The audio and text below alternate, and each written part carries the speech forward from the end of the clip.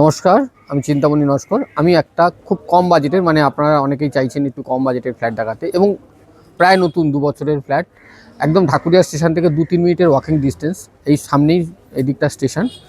হ্যাঁ, একটুখানি এগিয়ে গেলে স্টেশন। এবং এটা হচ্ছে দাসপাড়ার মোড়।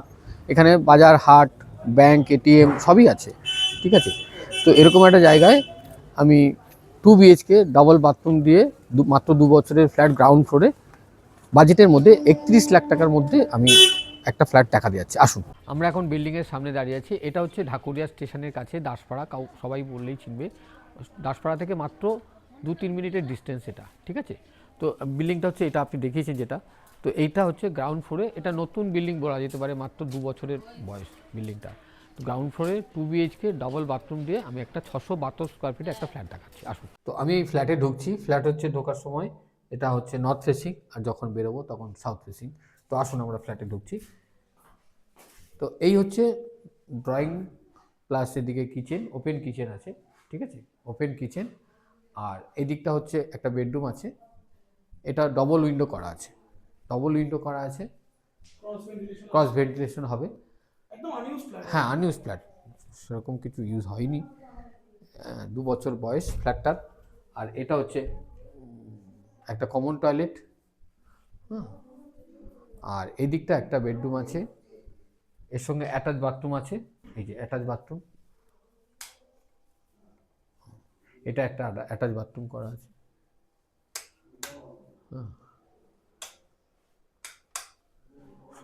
এটার সঙ্গে বারান্দা আছে, ফ্রন্টে বারান্দা আছে।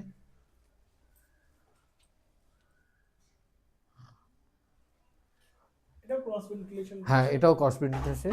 ৬৭২ ডবল বাথরুম দিয়ে। ঠিক আছে? গ্রাউন্ড ফ্লোরে মার্বেল ফিনিশিং, নিচে মার্বেল করা আছে। হ্যাঁ, মাত্র ২ বছর ফ্ল্যাটটার বয়স। এইরকম 31 প্রাইস রেখেছেন উনি, little bit negotiable. 2 BHK, station Dhakuria station কাছাকাছি।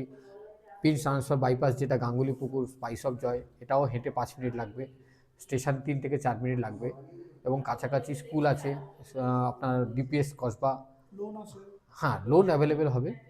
তো এরকম একটা ফ্ল্যাট, বাস স্ট্যান্ডও কাছে, দক্ষিণা কোনো কাছাকাছি, বেশি দূর না।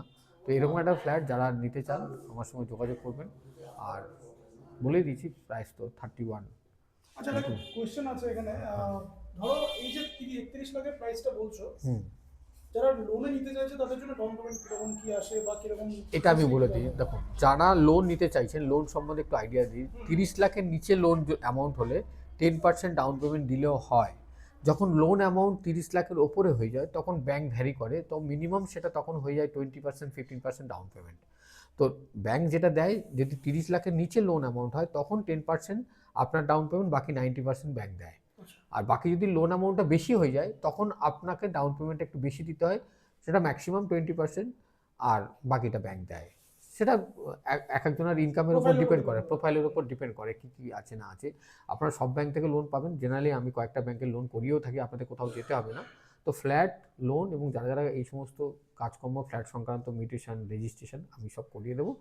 আপনারা যারা শুধু খালি পছন্দ করুন, দাম ফাইনাল করুন, বাকি কাজটা আমি দায়িত্ব নিয়ে করে দেবো। ভালো থাকুন সবাই। নমস্কার, চিন্তামণি নস্কর। 6291510824। ধন্যবাদ।